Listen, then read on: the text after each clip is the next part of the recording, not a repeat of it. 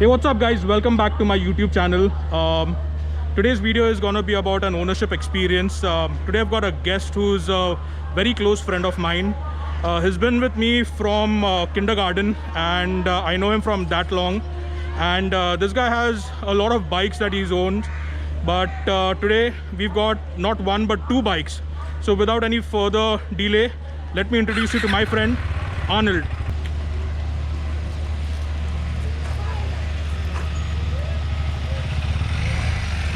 What's up, Rally B Rise? How's it going? Bro? I'm doing good, buddy. How about you? Good. Nice to see you, man. Nice to see you. So, what bike do we have over here? Bro, this is my KTM 390 Adventure.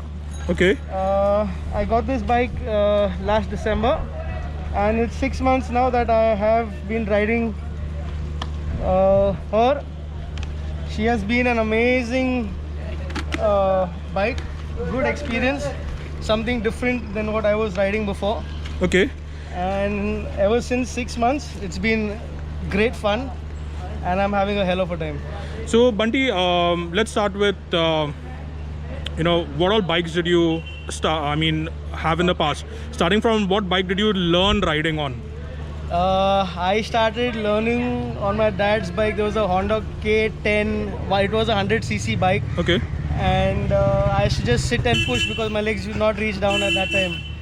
So I started from that, and then later on my first bike was the Avenger 180. Okay. That's 15 years back I got that bike, and then later on I started having scooters, and I had a Harley, and I sold that and bought another one, and then after that I have the KTM 390 Adventure. So when you say you had a Harley, you sold and you got another one, are you talking about this Harley over here? Yes, bro. That's Okay. the Street 750. So guys, as I told you, we've got not one but two bikes. So this is his Adventure 390, and this is his beautiful Harley Street 750. If we try to believe in anything greater than a miracle, it wouldn't be this difficult. If we try to be a negative bull, yeah, we could be taking control, yeah. If we try to believe in anything greater than a miracle, it wouldn't be this difficult. If we try to be a negative bull, yeah, we could be taking control, yeah. Negative bull, yeah, we could be taking control, yeah. Negative bull, yeah, we could be taking control, yeah. Negative bull, yeah, we could be taking control, yeah. Negative bull, yeah, we could be taking control, yeah.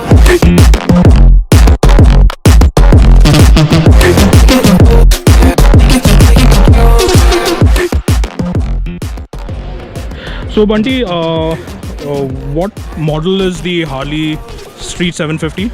This is the 2014 model, the first variant of the bike which had come out without ABS, and I have bought her in August, and ever since I've been riding. I've been to Goa, Nasik, off and down, few rides to Lonavala and coming back.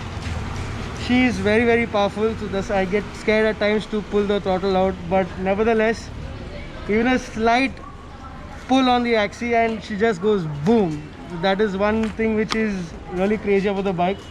So Bunty, if you could let me know, what are some of the positives and negatives of owning a Harley Davidson Street 750? The best part about this model is this is not a CBU. This is a model which is made in India, the Street 750. So the parts and everything is not that expensive compared to the high-end variants. Nevertheless, power-wise, this is the Revolution X engine of the Harley Davidson put for the first time in such kind of a bike. Power-wise, comfort-wise, riding-wise, there is no complaint as such. But since this was the first type of the bike which the company had launched in India, the braking for the back tire was a very, very, very concerned issue which had to be looked up by the company. But however, that was not done. So what used to happen is the oil cylinder was placed right next to the axle, and the oil would get heated up and hence lose its viscosity. So I spent 7,500 on this jig wherein I relocated right on top over here, so the heat does not affect the oil, and that helps me in better performance of the rear brake. And coming to the KTM, Arnold, what are the positives and negatives about owning a KTM? Positives, it just can go and go and go and on. There's nothing negative about the bike. It's just that for riders who are less than 5'6", or I'm 5'7", so I still tiptoe on the bike. But now since I have done more than 6,000 kilometers, I have learned how to maneuver my body weight and let my leg go on the ground when I need to stop. But apart from that, everything has the braking, the cornering, the engine, the smoothness. Initially the KTM engines, and in this also, the radiator would pull in the heat from the radiator and throw it on the legs. But KTM has done a wonderful job by giving it a concave radiator with two fans which deviate the air right outside, so you don't feel it on your legs. Okay. That's the best part. And speaking about the bikes that you own now, since we've got two bikes, what are some of the most memorable rides that you may have on both the bikes? So for me on this beast was Bombay Goa, Okay. where we touched Goa in like 10.5 hours, and Wow.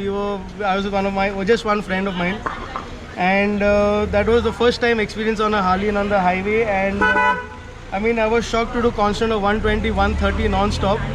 I mean, I should not be saying that on camera, but yeah, that was just for a small second of time, and it was fun. It was really good, and aerodynamics was nice. The back pain was not there. I did put memory foam in the seat to give me better cushioning for my bottom, but yeah, that was fun. And KTM had sponsored a 10-day trip to Kerala, a West Coast tour. So my friend and myself were one of the lucky 20 who were chosen by the company to go for that ride. So it was a 3,400 kilometer ride for 10 days, and that was really well organized by KTM and KTM Group, and that was fun. Matlab, riding on tarmac, riding on stones, gravel, sand, totally different than what I could never even think of doing on my street. I mean, so this is a different category, and this is a different category.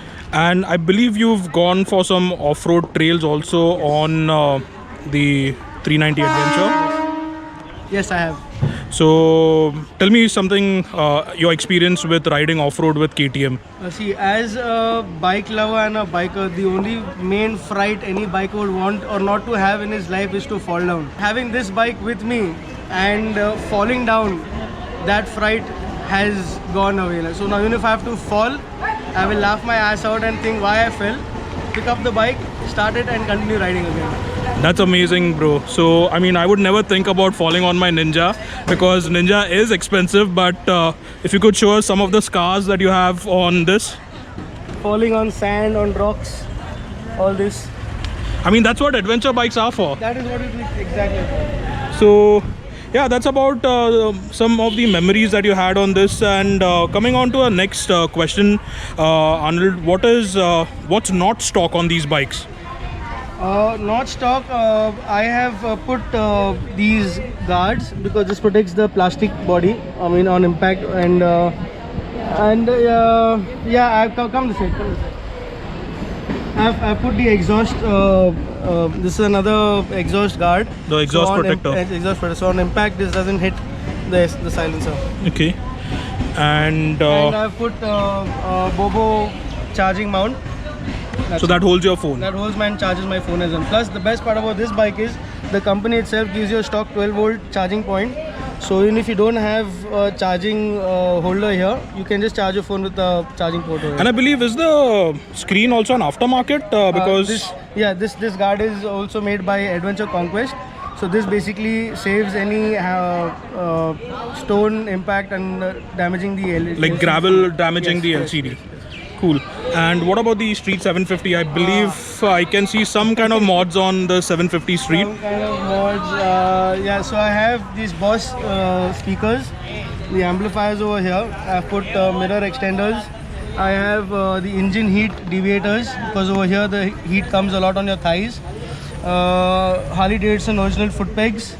And this is the Harley Davidson original Screaming Eagle exhaust. Alright, so we've got some kids over here who's, what are your names, guys? Heat. Krish. Warren. Shervin. Shervin. Chetan. Chetan. So these guys have requested, Arnold to fire the bike and listen to the exhaust sound. So we'll take their reaction. So Arnold, do you want to give it a crank? Yes, please.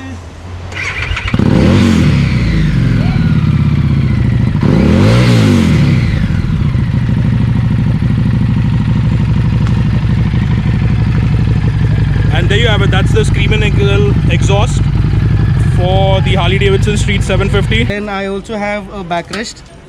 This is the backrest, and then obviously the guard, and not much. Yeah. So one more thing, Arnold, I see this is not a standard paint job from the company. So during the lockdown, I had nothing to do, and I just wanted to get something started off as a hobby. So these are hydrographics which are done by myself at my workshop, and this is the Joker theme, and there are different kinds of graphics which you can choose from. So basically, it's a design which is dipped in water, and that imprint comes onto the object that you want. So Carbon fiber. So this is a carbon fiber. Yeah, this is a red candy carbon fiber.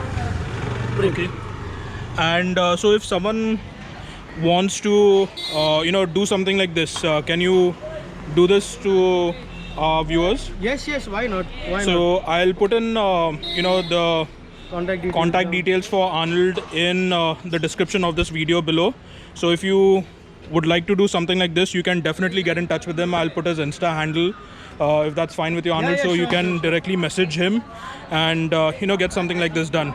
Yeah, so basically the Harley Davidson also has a lot of mods, and what is if someone wants to own a Harley Davidson or a KTM, what are some things that you would share to our viewers that you may want to look out for before you purchase a Harley Davidson? Basically, as per my riding experience of around 15 years now, it is the choice of what kind of a rider you are. If you are a rider who likes to ride on normal roads, on highways, then any adventure bike will not do justice to it. And if you are a person who has that feel of going for adventure trails where there are less of roads, and you can't afford to take a Harley because kind of roads, it can impact on your engine, some can crack that casing, but then this, you just stand up, accelerate, and just boom. So that's the reason why this is a cruiser and this is an adventure bike. So if a person who wants to buy a bike, first of all, he has to realize as to what kind of a riding skill does he want to learn, or what he has, what is his purpose of riding, and only then judge. Because now in the market there are so many kind of bikes which are coming in that people are actually confused. But then at the end of the time, if you have people who guide them properly and tell them what bikes to buy, then in that way, yes, there are a lot of bikes, but ultimately is the taste of the rider, what kind of riding he wants to do. Thank you again for that, Arnold. And one last question that I'm sure most of the viewers would like to know, and I'm sure you would have got this a lot. Bhai, kitna deti hai? Kitna deti hai? So as I said, on highways, my KTM 390 gave me an average of 27 per litre, and in cities it gives me around 22, 23, and the street in cities also gives me around 25 to 26, and in cities around 19 to 20. 19 to 20. Okay, so that also depends on how you ride. You Yeah. ride fast, obviously the lesser the average, and you ride moderate, 80, 90, it gives you better average. That's great. So again, Arnold, thank you for taking your time out and coming and sharing your experience. It was a pleasure meeting you, and hope to ride with you someday. Till then, ride safe, guys. Ride safe. Godspeed. All right.